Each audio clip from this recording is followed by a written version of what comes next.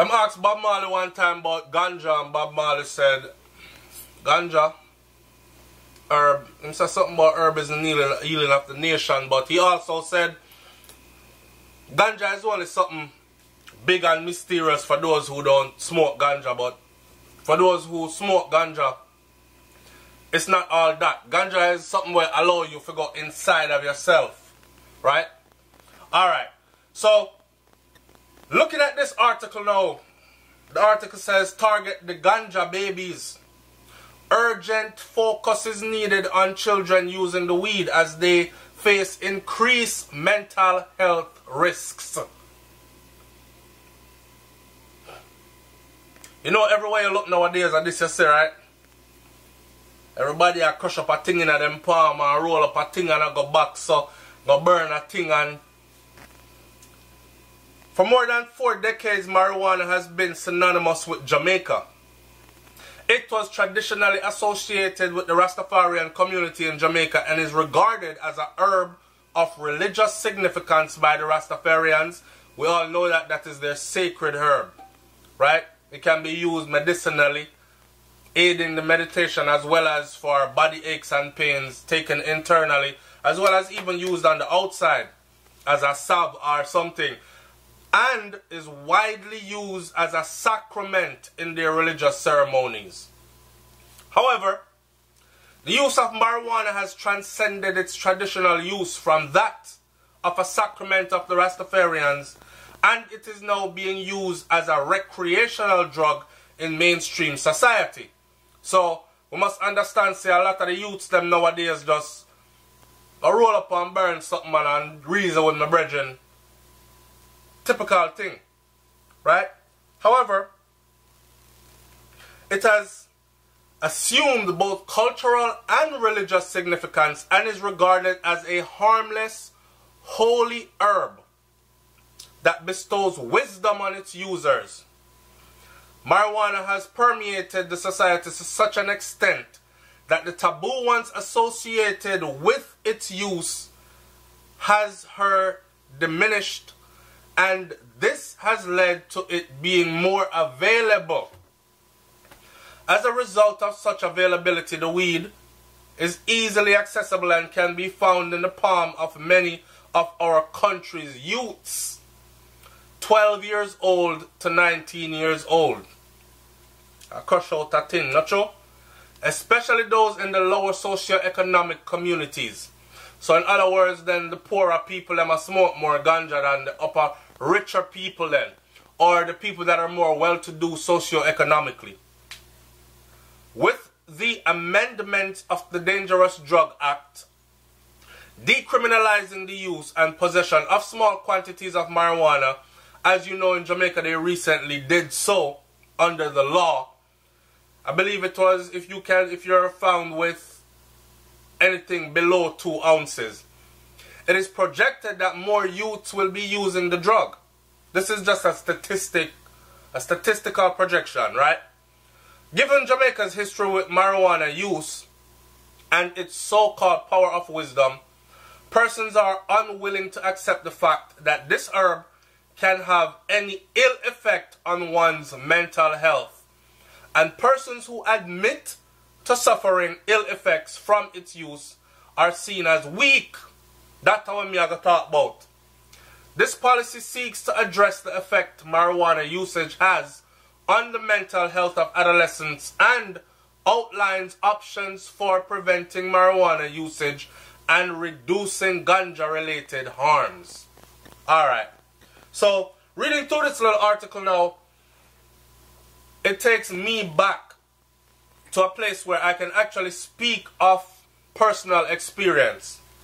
See, I told people before that, yeah, I lived the whole Rasta life already. I dedicated myself to that life for 7 years, purposely, because I wanted all the wisdom, knowledge, and understanding that came from the bearded man and the bearded, not women, I mean, it's not bearded women, but the bearded men with the long Rasta hair and all that.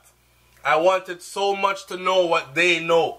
I wanted so much because I have high regards for Rastafarian people, especially the ones who truly uphold the standards of or the teachings of His Imperial Majesty and truly actually live that type of a life. Speaking of diet-wise as well as philosophically, dressing, speaking, talking, moving like, living daily as. Because we know say enough people out there where a bag of hair upon them, the beard and the, which is one of the first reasons why I shaved all that shit off myself. Because I found myself amongst people that were in no way true to any of what I thought Rasta meant. Anyways, during that time, I myself was one of them people there where I can say I experienced ill effects. It was later on that I learned about different strains of this powerful herb. I don't call it weed, because weed is something where them weed out of the garden and dash because it will strangle the beautiful flowers them or stunt their growth. Right? But even the weed is natural. So herb, ganja, marijuana, this powerful herb, it is powerful. It has healing qualities. But when used incorrectly and not understanding how the strain of it that you're using is mixing with your DNA. Because different herb for different people, you know. Certain people can't smoke skunk because of its hallucinogenic effects.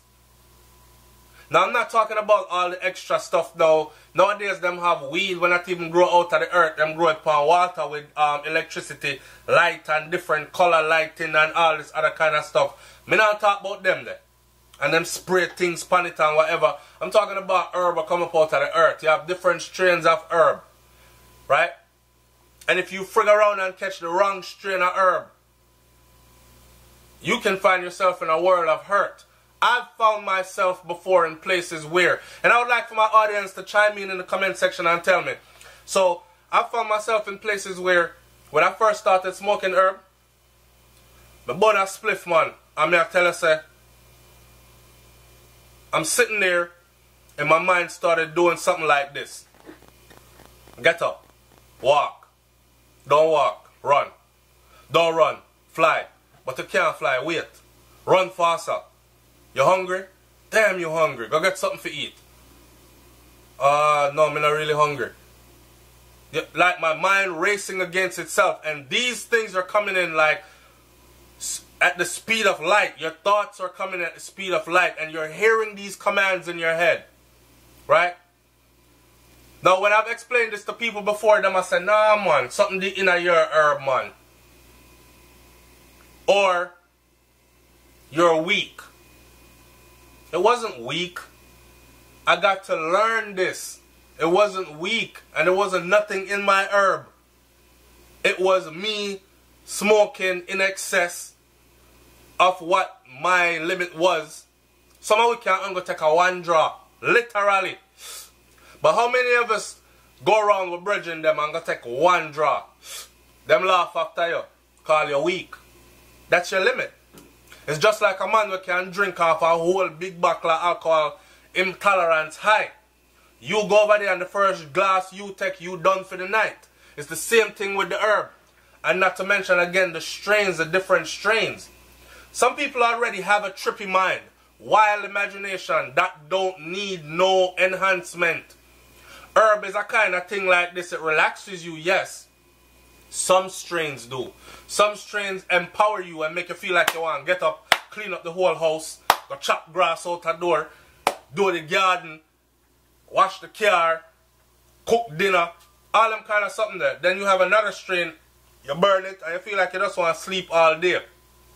Right? So it's understanding. Now, speaking of the youths, I firmly believe that 12 to 16, 17, 18, even 19 is probably where you don't want to be using herbs. You don't want to use ganja. Because you might just be one of those people like I am. I'm a kind of person like this. I'm very creative mentally. I can write books. I do write. I write a lot. I draw, paint, speak a lot. I'm always reading something. Where's my next story gonna come from? But I can't just do that story like that. How can I put a spin on the story that is still intellectual but also effective, teaching, meaningful? So the mind is always going. So a person like me now get a herb where I go enhance my thinking process. My thinking process is already hyper and in overdrive. Me go take something that enhance my thinking process is gonna send me crazy. Right? And I've experienced that before. My thoughts running away from me to the point where I can't control it. That's why we see people I walk the street and them I talk to themselves. So, yo, you know, so one time I come around this, I work in that field. I've seen people do it. Me say mental health patients, schizophrenic, when they are up, when them thing lit, just go off. When they're having one of those, they just go off. And if you listen to their ramblings, it's exactly what I have felt. Right? So the whole idea about our youth smoking ganja at these young ages and it being an issue for later mental health issues, yeah, very much so. Start smoke ganja early and get the wrong strain, you might be a serial killer by the time you're 13, 14, 15, 16. Feel like you just want to slap with people. You're hearing voices that say kill. You're hearing voices, and then compile that with a poverty situation. Poverty alone is damaging to the psyche. Compile that with a poverty situation. You have somebody will come in like a suicide bomber. It's like, yo, give me a gun. Me no want to hear no talk, nothing from nobody, anything move dead. That's why we hear those crazy stories out of Jamaica where I talk about the little youth where beg the driver to stop so he can piss, else he would have pissed up himself in the vehicle, and the driver pulled over and he jumped out to piss, and this youth just jump up out of the bush and what the youth do, baby? Shot him or stab him? Shot him. Jump up out of the bush and just shot him. And this little youth just lost his life just like that. That youth, they probably did a burn herb, ganja, from him did young. And it's frig up in mind and the mental process. Right? Now I'm not here to criminalize marijuana. I'm a big advocate for marijuana, for herb, for ganja, because I do believe there are many healing qualities in it. I am one of those that say, if you are the type of person that tries to criminalize or demonize herb, weed, ganja, but you're not saying cigarettes and alcohol, which are sold over the counter every friggin' where, needs to be illegal as well, then you're one big dummy that has been programmed. Right? Because them two, they kill more people across the world than any friggin' disease, all diseases combined, believe it or not. So, I'm not criminalizing ganja. I'm just saying, getting it, starting to use it too early can frig with you for the rest of your life and can send our youths into a spiral of mental health issues that can actually follow them for the rest of their lives. It's SouFLoTV. But not keep that one here any longer. I might have to make a part 2 to this because this article is very long. But I want to hear what my audience has to say. Come out and talk up, man. Because I know say I'm not found to burn the herb already. Talk up and let me hear what your experiences have been. I want to hear about your highest high. I want to hear about you trying to get off of and quit it and you couldn't, or you could easily, and them kind of thing there. All that I haven't talked about yet, but I'll save it for next time. Alright? Leave your comment in the comment section below. And don't forget, again, like, comment, share, subscribe. We are the good, don't. Almost 50,000 subscribers, which is the goal, by the way, for 2017. Alright? Make it happen. I'm out. Peace.